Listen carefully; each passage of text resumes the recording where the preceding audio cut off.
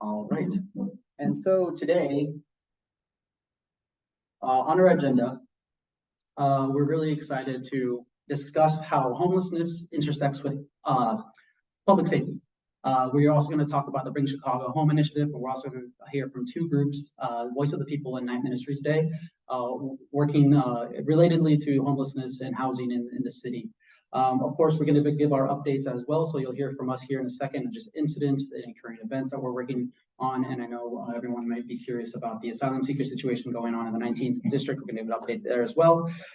And then at the end, we're going to do public comment as normal, 2 minutes per person, up to 20 minutes.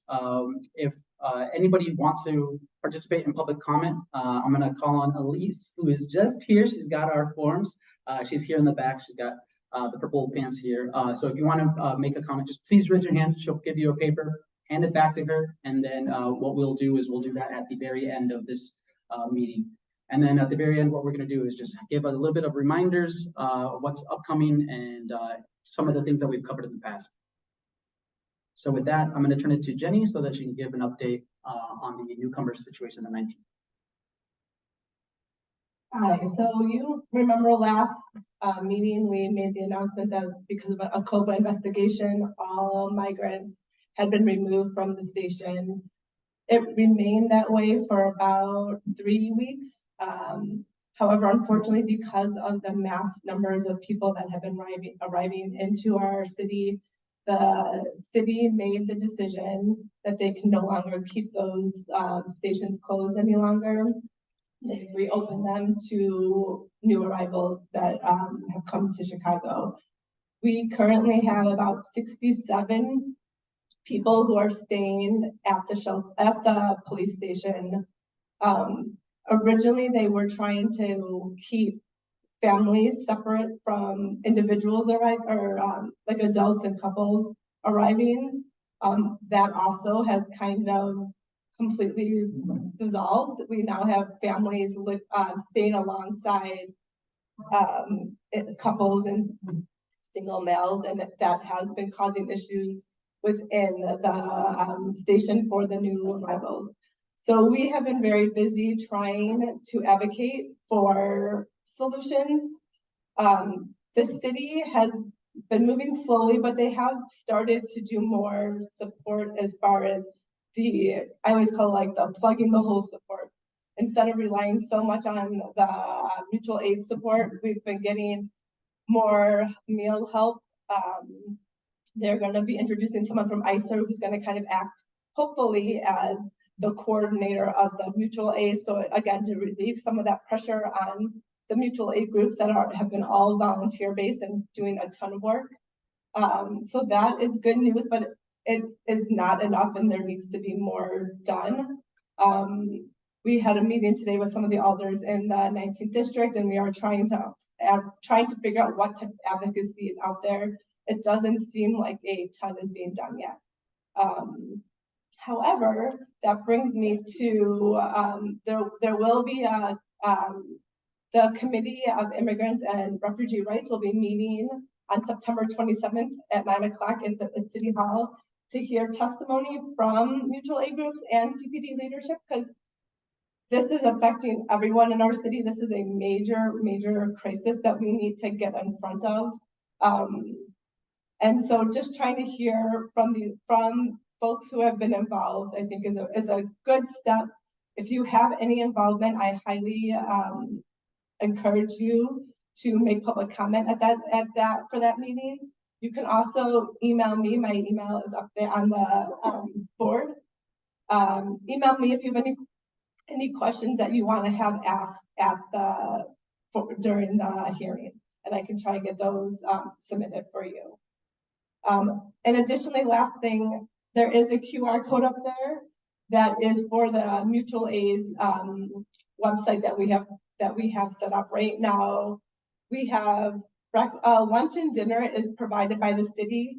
They will deliver dinner, but we need volunteers to pick up the lunch and bring it from the restaurant in Lincoln Park to the police station. We also need help with breakfast, and there's other ways to get involved with supporting the migrants staying at the station.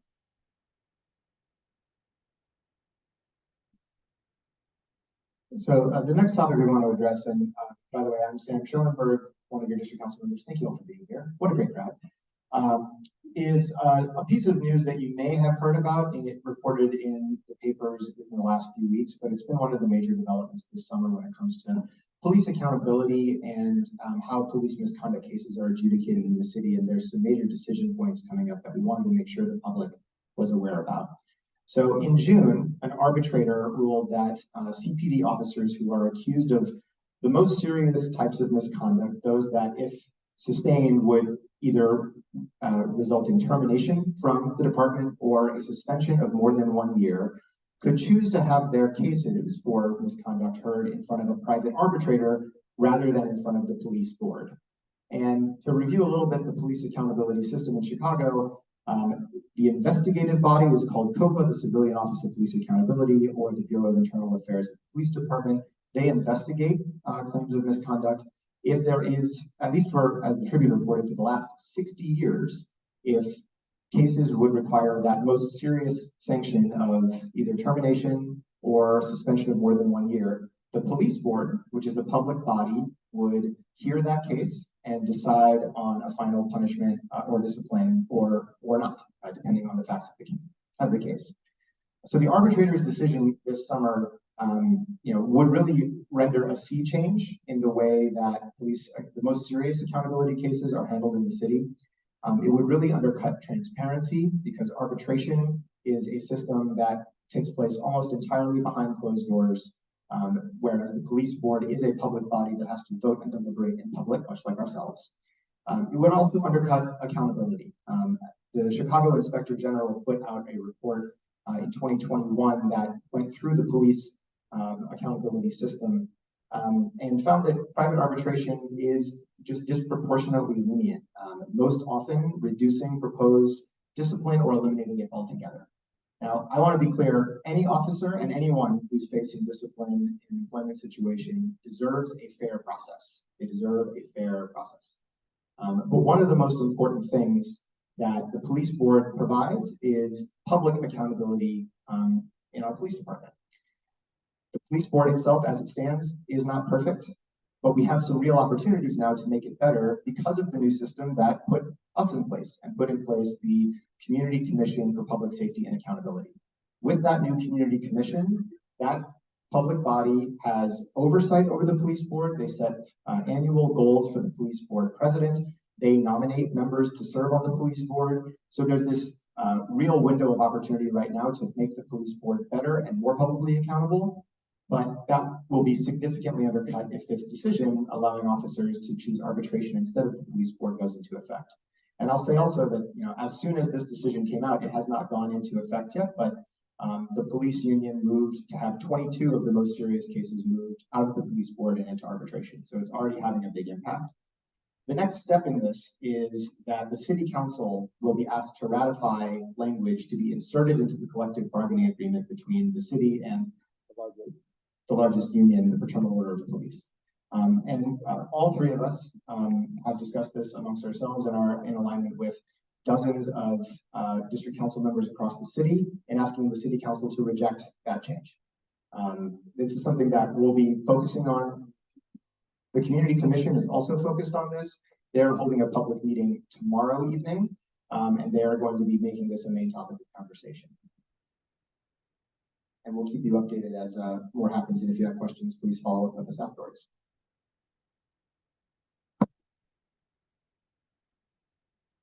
Okay, we're gonna try the second mic to see if this doesn't cut out. I also want to give everybody, is this very loud or is it just me? No, we're good, okay. We want to give everybody updates on specific key incidents that have happened in the 19th district. As some of you may not know, we have a monthly conversation with Commander Amin Jasani of the 19th district. There I have the opportunity to ask him about updates on anything that's happening in the community. I had a conversation with him yesterday just to get updates on these 4 specific incidents. So there was a shooting a few weeks ago at Wilson and Broadway. 3 people were shot. It was confirmed to be gang related. The good thing is that the response by the police department has to coordinate with between the 19th, 20th, and the 24th police districts so that no retaliation does come about, given that there was gang violence between the 19th and 24th district games. So they have been coordinated. They've been fixed post in the Wilson Broadway, Wilson Magnolia area, just to give a little bit more coverage. And we also have overtime units patrolling the area just to make sure that nothing happens again. In terms of the north side robberies, there's a string of robberies throughout 32nd, 44th, and 47th wards. Good update there from the commander as well. There are suspects that they are looking towards. They have the 12th, 20th, 24th, and the 19th districts are communicating consistently. So if there is a new incident of a robbery, that they all communicate, give each other information of whether what the suspect looks like, what the vehicle that they're using looks like, so that they can coordinate and apprehend these individuals as they cross different boundaries. In Clarendon Park stabbing, there was a murder last month in the Clarendon Park. There has been an arrest made and charges are being filed, so there is progress there as well. The Sheridan Road stabbing happened the same week as the Clarendon Park murder. There are individuals being looked at, however, no official arrest or statement has been made. So I'm going to continue asking the commander about those situations. And then I also asked you guys if there's anything that is top of mind that you guys want us to be aware of, and ask the commander. I'm very much willing to have that conversation with him, so please feel free to email us. The last thing I'll mention here is you'll see a screenshot from the violence reduction dashboard. Show of hands, has anybody here used the violence reduction dashboard? This is a city road website that's available to all. Okay, yes. So I was like you in this position, not knowing that this is available. What this shows is crime statistics throughout the city, but you can filter it through your neighborhood. Here is a filter for 19th district. So what we can see is it is a 2-day delay. So we're showing through August 28th. So from January 1st through August 28th of 2023, we can show a year-by-year comparison of what kind of statistics are looking like for our district. Again, you can filter this by your neighborhood, uptown, north center, so forth. One thing that I do want to point to is we like to look at these statistics at the overall level as well, to get a higher level view of what our district, our neighborhoods are experiencing. And I'm happy to report that a lot of the more serious crimes are down from last year. However, as you can see, the robbery victimizations are remaining flat from year to year. We've had about 265 this year as compared to 264 last year. So that's something that we are monitoring and keeping front of and top of mind with the commander and the CPD. Okay. And so if anybody has any questions, please use the public comment. We can take your questions or comment at that time. And then I'll hand it back over to Sam. The URL is www.chicago.gov/city/sites/VRD/home.html. One of the things I mentioned last month is if you Google Violence Reduction Dashboard Chicago, it's going to be a city website and it takes you there immediately. So I recommend, instead of memorizing this URL, Google that. And remember, we post all of these presentations online at our website, 19thdistrictcouncil.com. So you can access this presentation, this screenshot, and we have the sources on all of our slides as well.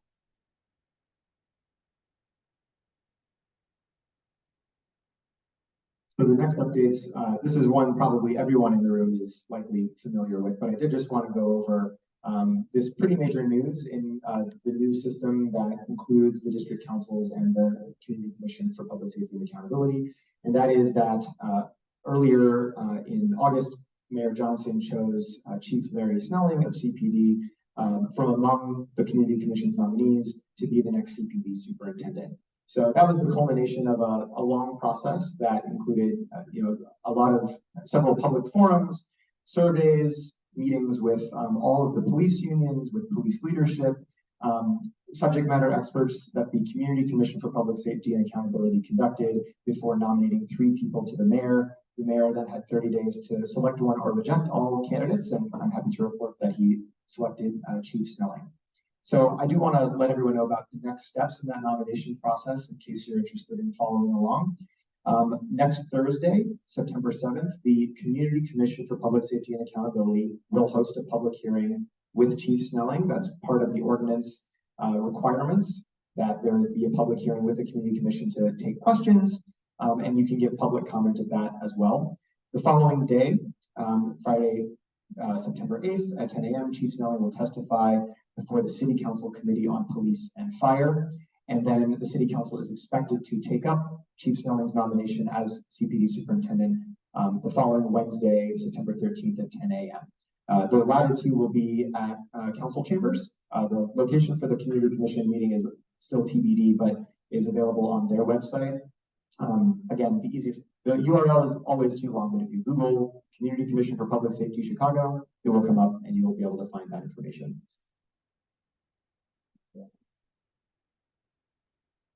And one level down, actually a couple levels down from the nomination of the superintendent, is the nominating committee for the Community Commission for Public Safety and Accountability. As I mentioned, this Community Commission, or CCPSA, exercises some broad powers over the police department in Chicago, including nominating the next superintendent. They have final say over general orders of police policy. They set goals for the superintendent and for the accountability agencies in the police department. They comment on the police budget. So they do all these things. Right now, the 7 members of that commission are sitting in their seats on an interim basis. But going forward, they will be nominated by the elected district council members from throughout Chicago. And I'm proud to serve as the nominating committee member from the 19th Police District. The nominating committee is comprised of 1 member from each of the 22 district councils. And we had our second official meeting earlier this month on August 19th. And we decided on some important process issues going forward. The biggest is that we will post applications for community commission members on January 8th, 2024. That will set in place a 30-day time period where people can submit applications to serve on the Community Commission. Applications will close February 7th. Then the nominating committee, especially because we have 7 members that we have to nominate, and actually we have to nominate 14 to the mayor. We give the mayor 2 choices for each of the available seats. We'll have a busy next month reviewing those applications, scoring them based on a rubric that we will decide, and holding at least 28 interviews with candidates before deciding on the 14 that we wish to nominate to the mayor, and voting on those nominations by March 8th, 2024. So the posting of the application is going to set this in process. One reason why we're waiting until January to do it, a couple of reasons actually, just so that you're aware. First, the nominating committee is a brand new body. We've been spending some time figuring out what our internal rules of procedure are, how we're going to communicate with each other, how we're going to make decisions day by day in that commission or in that committee, and creating working groups among smaller groups of district council members where we can decide on and informally discuss some issues. The other reason is that the current commission has a lot of all of those things that I mentioned, the setting goals for each of the police leaders, commenting on the budget, those run through the end of the year, through the beginning of 2024. So we wanted to make sure the current commission, which has already done this process once, has time to do a full cycle again before opening nominations again. But this schedule, as you can see, is meant to end in March of 2024. Our goal internally, or my goal, is to have a new commission seated that was fully nominated by district councils by the 1-year mark of the inauguration of district council members, which would be May 2nd, 2024. So stay tuned for that, but wanted to keep you updated on that process.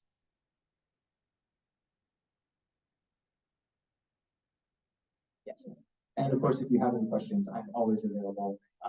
Please talk to me. Or also, just if you have any ideas for what you want to see in our commission, because it's a citywide commission, Sam would be the person to talk to.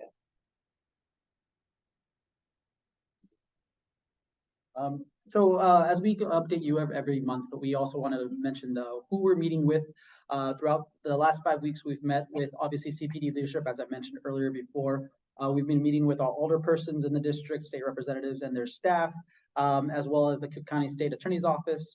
Today I had a great conversation with the Mayor's Office of Community Safety, and I know Jenny's had a couple of meetings with OEMC. And so we are continuing to work with the elected representatives of the 19th district, and we're really taking a holistic approach to our public safety system.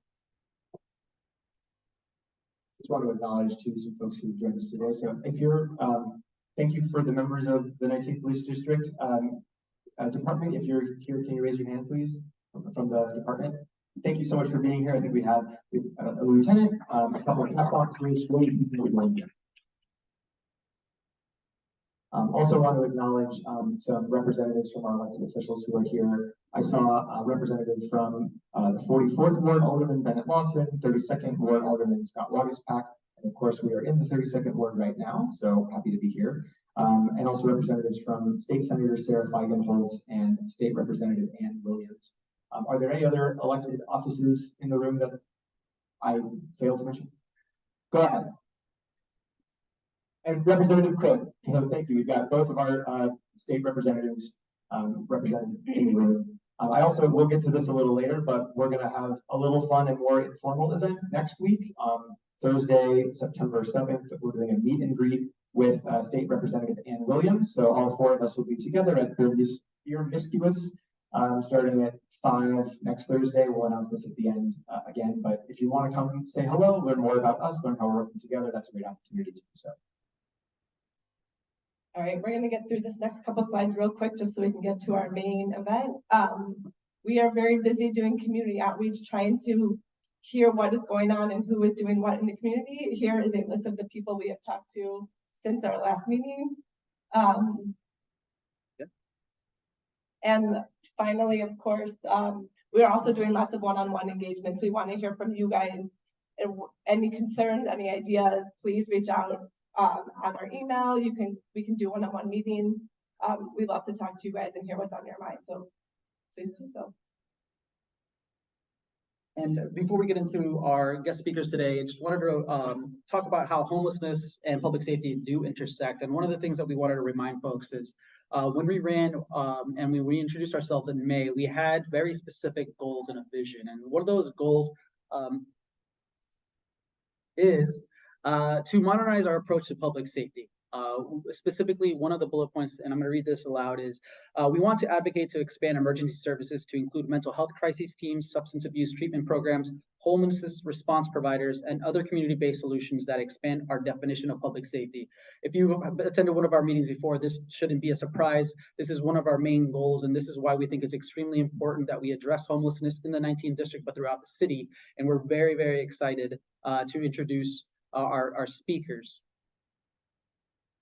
One thing that I wanted to say at the beginning when I was talking about the migrant situation, the numbers rise every day, but 12,000 I've heard new people who are also arriving who have major housing needs. And we know that in order to keep them safe, they need to have access to their needs being met. So we are excited to be able to bring you guys this information about this ordinance because we see it as a powerful way of providing everybody in our city with access to getting their needs met. I think that this is an opportunity for us to bring all groups together instead of having groups fighting against one another, saying, well, how can we come together to make sure that everybody has access to their needs? So just wanted to add that as well. And I did want to set the table as well about, we're a police district council. What are we doing talking about homelessness? And that's a legitimate question. But from our perspective, and I think both the conversations we've had with officers in the 19th Police District and broader research and just the experiences of people in Chicago show that homelessness and those experiencing homelessness have a big impact on public safety.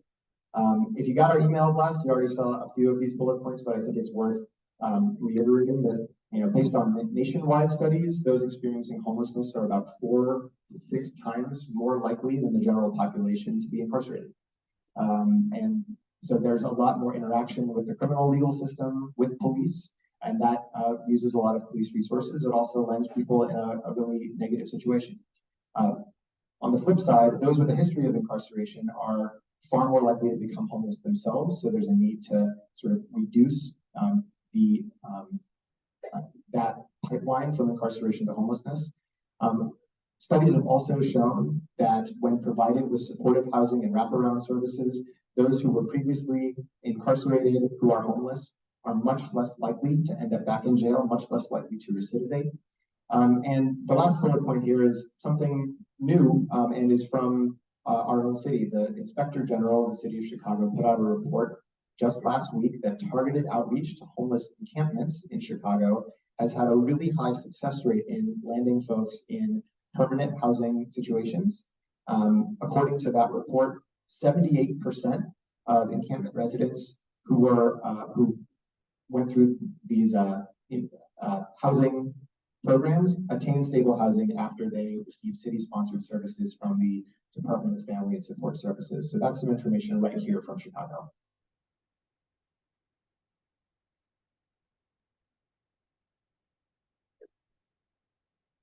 We got a really good question via email this week, and we were asked, what data do we have on how homelessness is affecting CPD and the impact it has on our response from our department?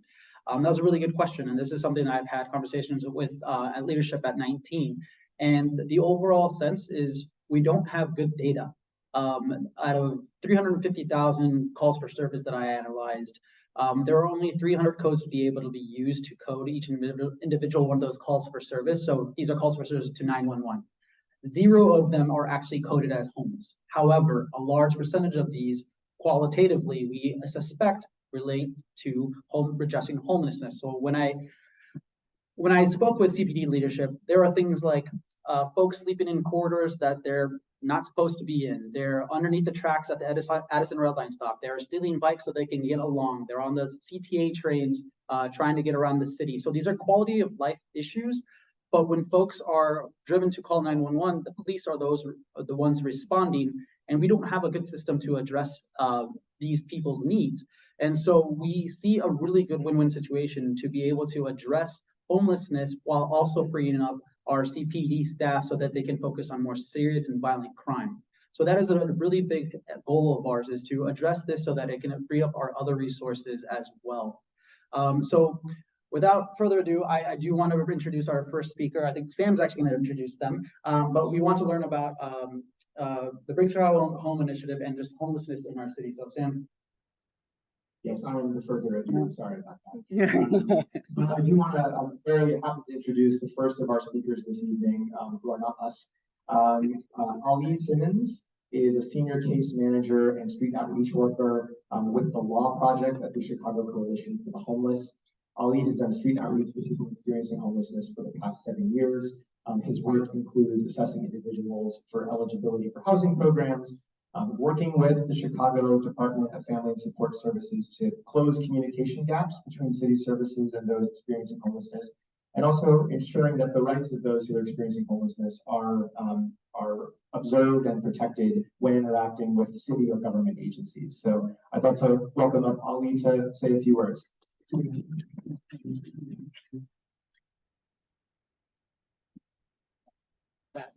Wherever you want, you can.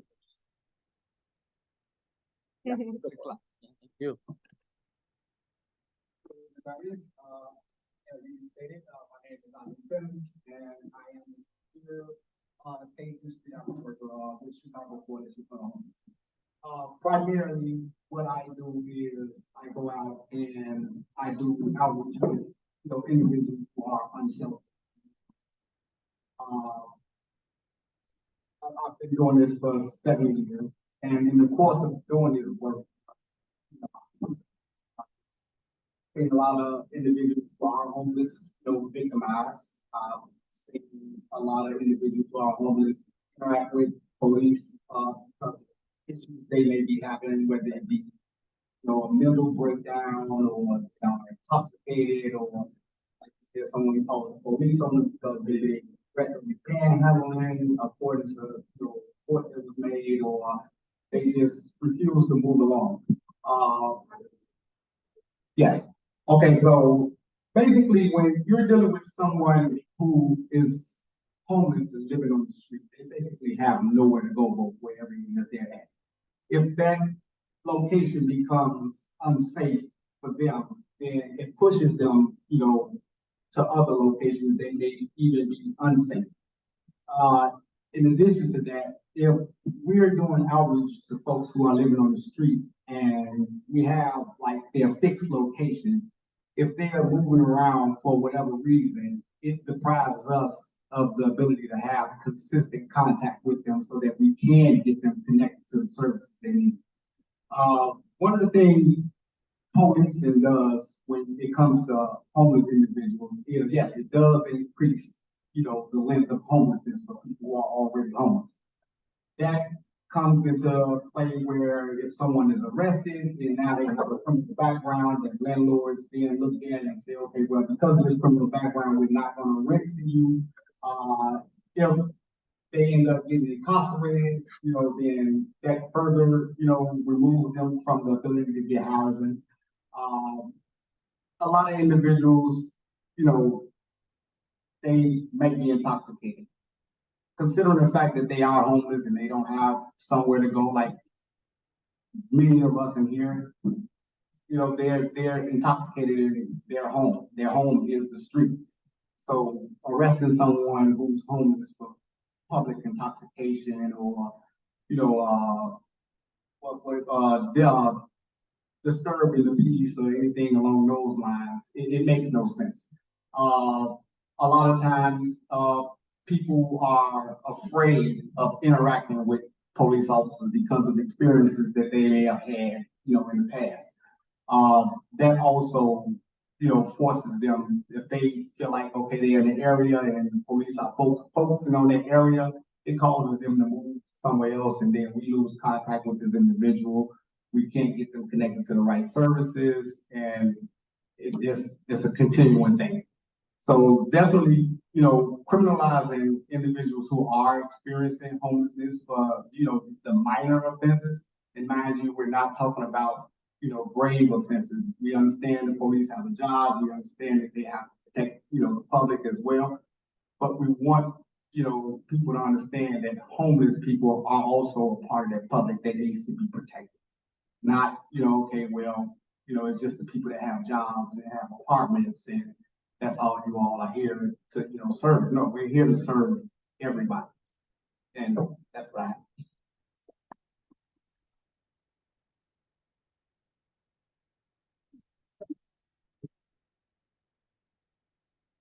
I did want to comment on one thing is when I had that conversation with TPD leadership, they said there were left with two choices when they addressed homelessness. It's either jail or the hospital. And there's not a third space where we can provide folks with real wraparound services that they require.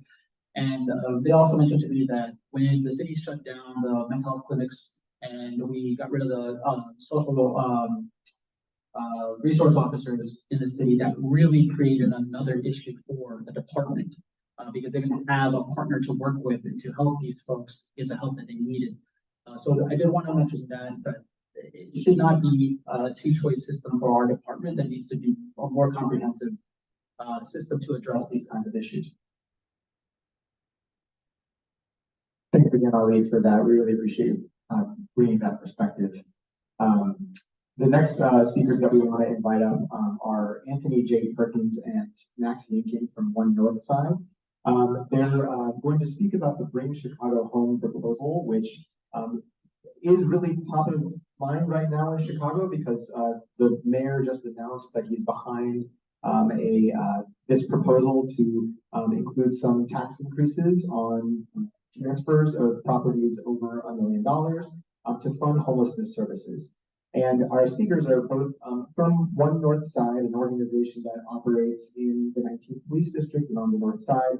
Mr. Perkins, Anthony Perkins, is a leader working to address homelessness and is going to share with us his personal story and why Bring Chicago Home is being proposed. And Max Yankin is an organizer with One Northside, and he'll share more information about the proposal itself that will soon be debated in City Council. And we're hoping that this conversation can bring some personal perspectives to this issue, and also just inform you about what is being proposed, what's being debated, and what the details are. Give a round of applause.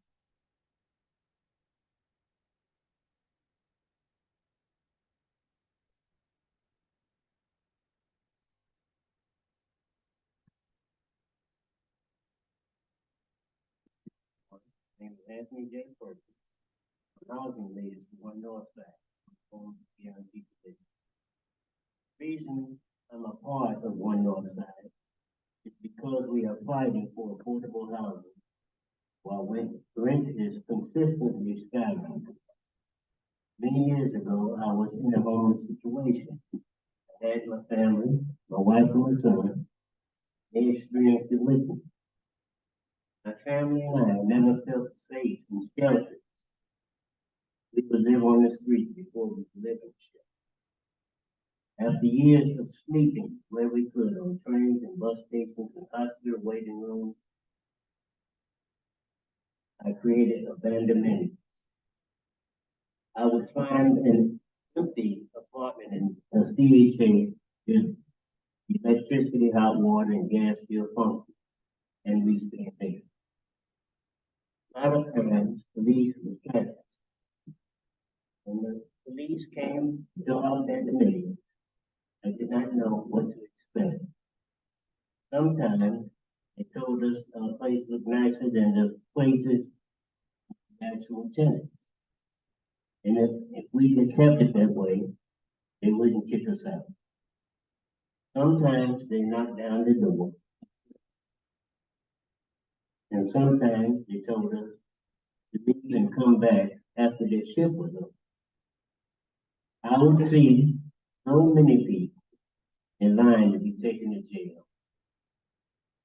You know, who were other homeless people like myself staying in the same building, who were also not supposed to be there. The inconsistency left us on pins and needles. One day, after 10 years, I met folks at Inspiration and Threshold who got me off the street. In the end, they found us an apartment in Rogers Park where I lived for 13 weeks. In February, our new management company named the COVID informed me that my rent would be going up $450. I couldn't afford that. I'm on disability and already having difficulty making ends meet. I had to move, but I had nowhere to go. This was my first apartment after being homeless. I was horrified of being homeless again. Through the luck and the support of my organizer, I managed to get a place in the CHA Senior Building in Edgewater. I can finally breathe easy. I know so many people are experiencing what I went.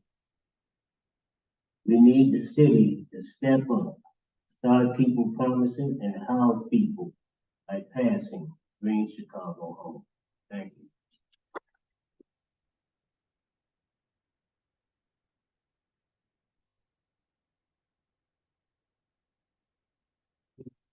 So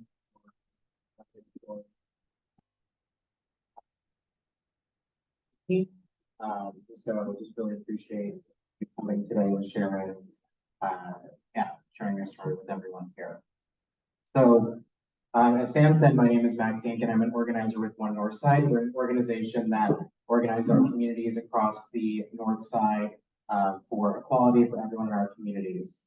And I'm here to talk about Bring Chicago Home, which is a proposal to help fund homelessness prevention in our city, and I will go into that now.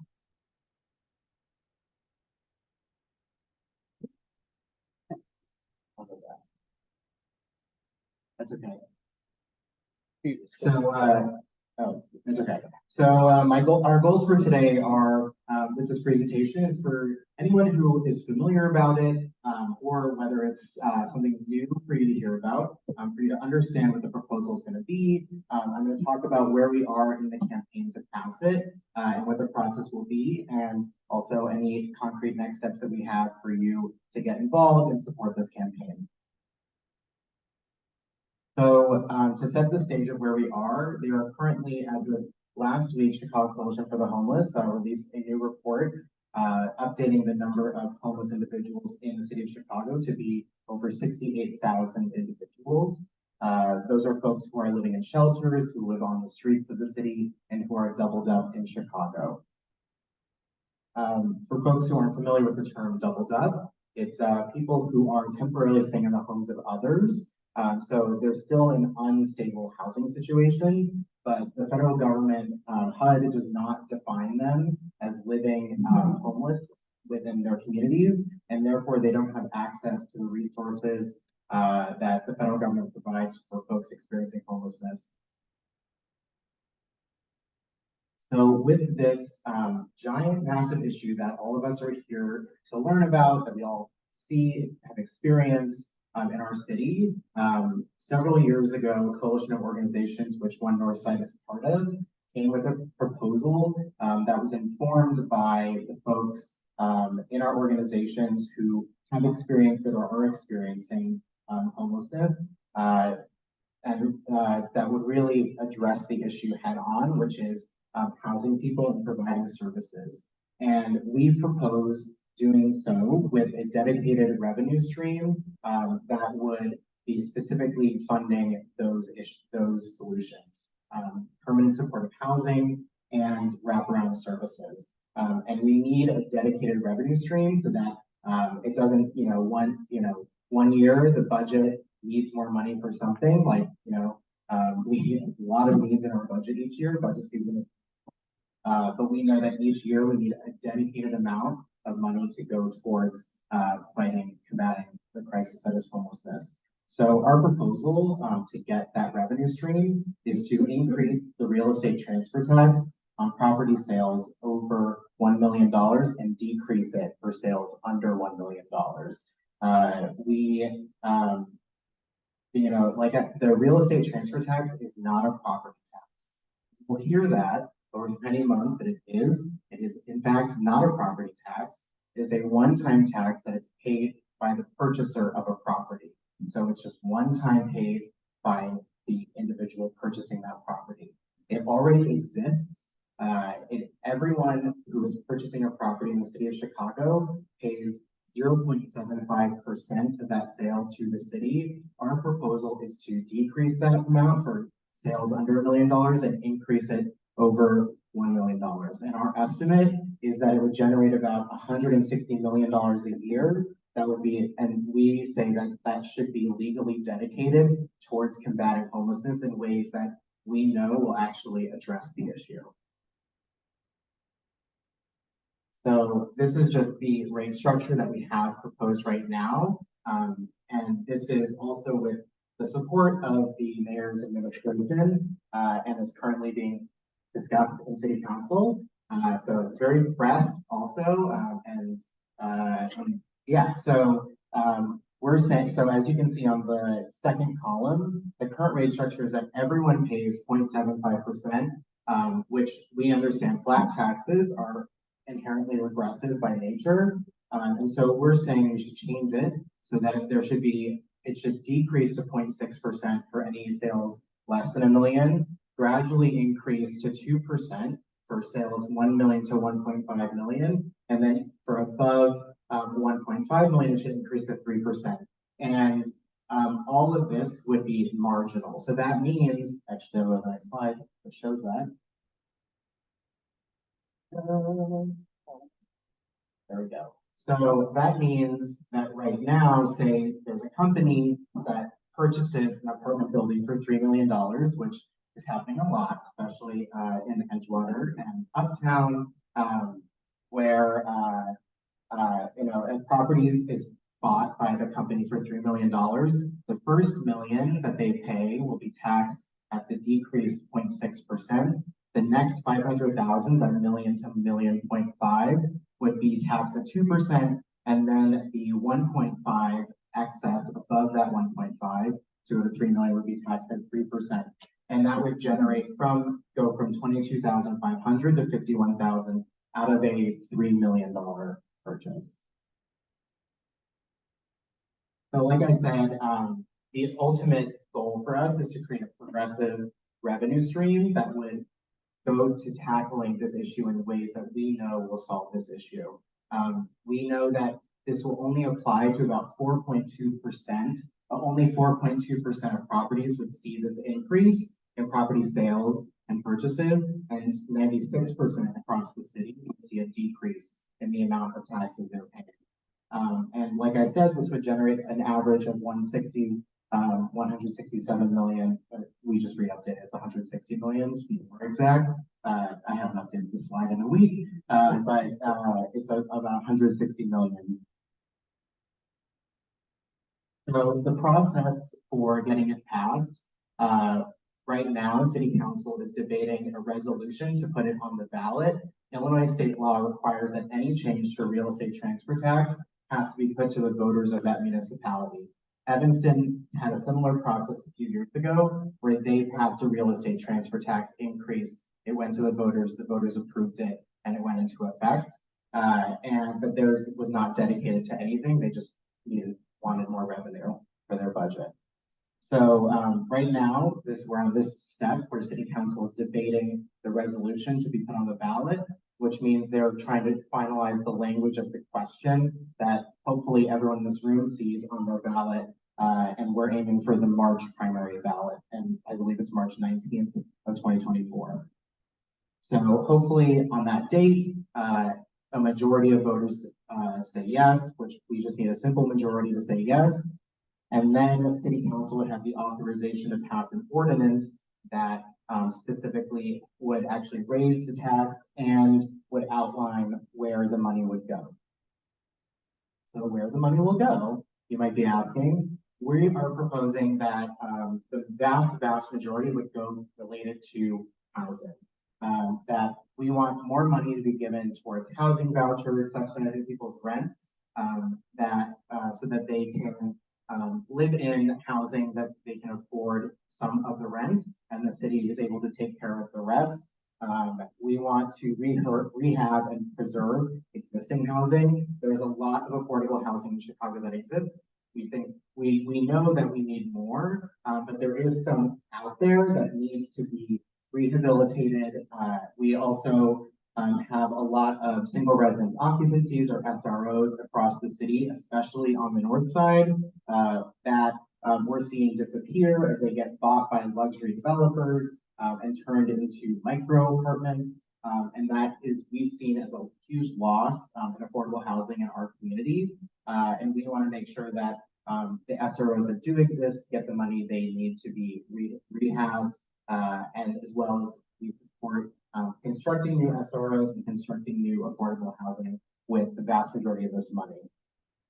And the other aspect we support is that we talked about earlier in this presentation, that folks who have access to supportive services are most likely to keep their housing. Like the city report talked about, there's so many services offered by the city, but it's just not enough. The number keeps growing of homeless individuals in Chicago, and essentially, we know what works. We just need to do more of it. So a frequently asked question are folks who are new arrivals, the asylum seekers, are they going to be able to access these resources? And ultimately, yes, the idea is that this would go to fund housing for everybody and make Chicago safer and affordable for everyone, as well as folks reentering from prison, folks who are doubled up, undocumented, have barriers to access of homelessness funds from the federal government. And ultimately, there's 68,000 people did not even include the number of new arrivals that we've had. And so this issue, it needs to be addressed now. Otherwise, it's just going to continue to grow, and our city needs to address it now. So I just want to also highlight the organizations that are in the coalition that we're in coalition with. You can see One Northside. We are one member of this wide coalition of organizations across the city that have been working on this proposal for 4 years. We're really happy now that we have a mayor who ran on and is supporting this proposal. And so now we're working to talk to City Council and make sure we can pass it. And I think also, I don't know if I have time for questions, but I also just want, okay, one or two, okay, cool. While I take those questions, I just want to put this slide up that at the top, if you're interested in getting involved, if you're interested in learning more, you can fill out the link at that QR code at the top, and the QR code at the bottom, which, sorry if that's hard for anyone, I can share it out later. You can send a letter to your alderman and mayor by scanning that QR code, and it takes you to a form that will allow you to do that. So I think I have time for 1 or 2 questions. I know it was a lot of information. Let's do 2 questions. Okay, I see one hand here. I'll bring you the mic. When you presented, I have been following this ordinance, and I have never heard it presented exactly the way you did before. So, I'm gonna ask you to clarify. You said that, home sells for over $1 million, say it sells for 1.2 million. So the first million would be taxed at the lower rate, Yes, and 200,000 would be taxed at the higher rate. yes. Okay, that, I think that would make a difference for, people, especially in areas like this, for long-term, homeowners, you know, whose houses may have increased in value. And, you know, that would make a big difference, because the way I understood it before was that the whole price, the whole 1.2 million, say, for example, would be taxed at a higher rate. That's not true. So I appreciate you bringing this up. As we've introduced to the city council, we have made these changes to, you know, as through negotiations, we updated it recently to include it at a marginal rate. And also just to also like add and clarify that any homeowner whose home is now, maybe they bought it 30 years ago and now it's over that 1 million, the tax will not impact you if you sell your home. It's only the person buying it that would pay the tax also.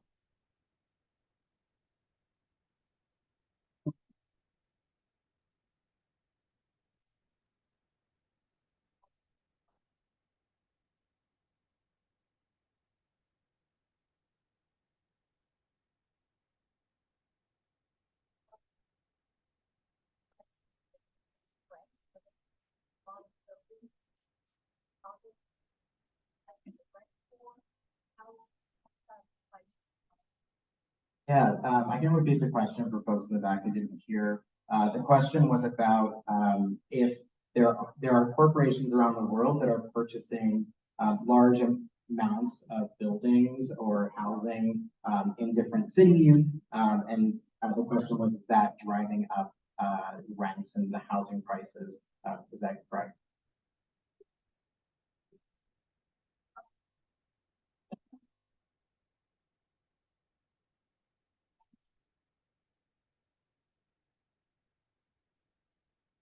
Yeah, and then the question was, will that, and you know, I think if you're paying for vouchers, do those companies benefit from driving the rent up?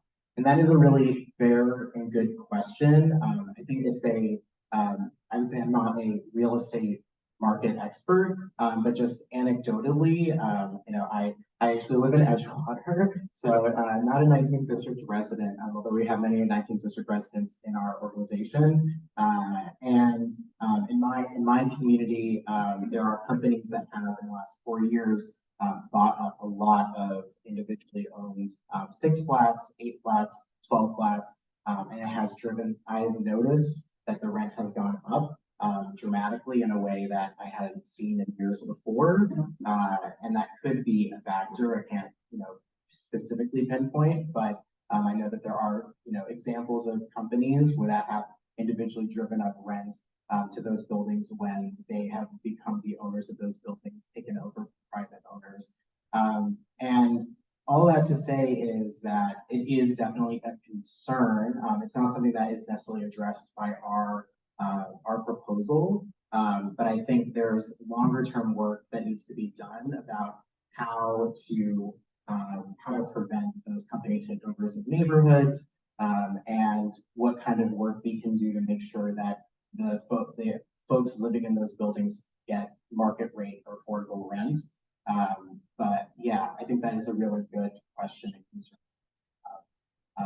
Do I have time for one more? I think we're to continue. So. Okay. Sorry that we have this more questions. I will be here afterwards if you have any questions Yes. as well. And if you can also email us at mentedistrictcouncil@gmail.com, and we're happy to relay your questions.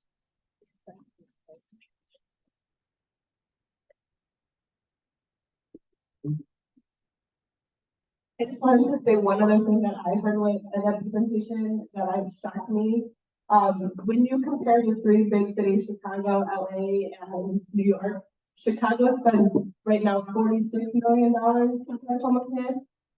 New York spends $2 billion a year to address homelessness, and LA spends $622 million or some.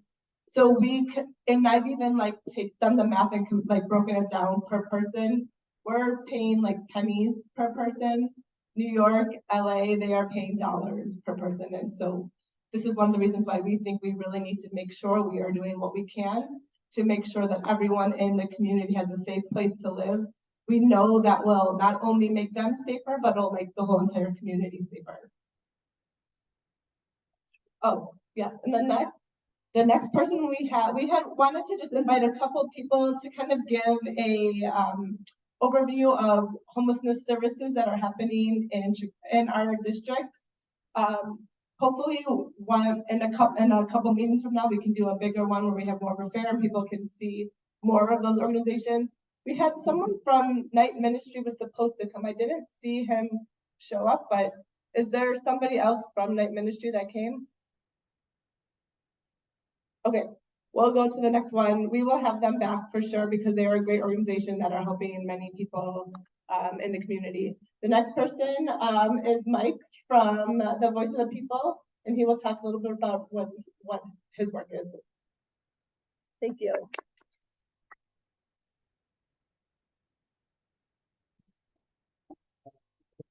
Thank you, this meeting. And our organization, Voice of the People in Uptown, is born fighting displacement of low-income people, and to also work hard with allies in the community to create affordable housing. About 45 of those years, we've been going that. Big supporters of Bring Chicago Home. We're a little bit unique in that we're community-based and organization. In addition to just helping other groups to create affordable housing in buildings around Uptown in particular, we have properties of our own, 214 low-income households. For those by resident services, resident support services, like the wraparound services that was discussed here, because very low-income people living in affordable housing are still funeral, mental health crisis, social problem, away from being homeless themselves without having support services. So this thing about Bring Chicago Home, providing money to create housing opportunities is totally critical, but also we have to say that these services are so vital in our communities to preserve low-income housing, the actual properties, to preserve the chance for people to stay in affordable housing, and to pursue a quality of life. And to be honest, we on the North Side are really used to talking about how much we love diversity and stuff like that. But a lot of our racial and economic diversity comes from the affordable housing that's in our communities. From River North all the way to Rogers Park, we count about 209 properties that are affordable.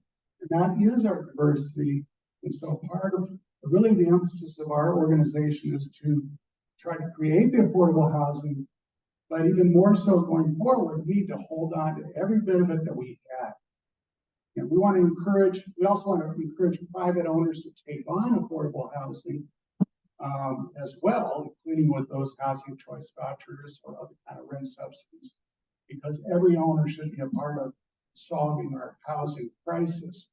But we've got a lot of buildings that we need to hold on to as affordable, and this stuff about the social services ain't cheap. It costs an organization like us about $1,000 or $1,500 a year per unit provide strong social service.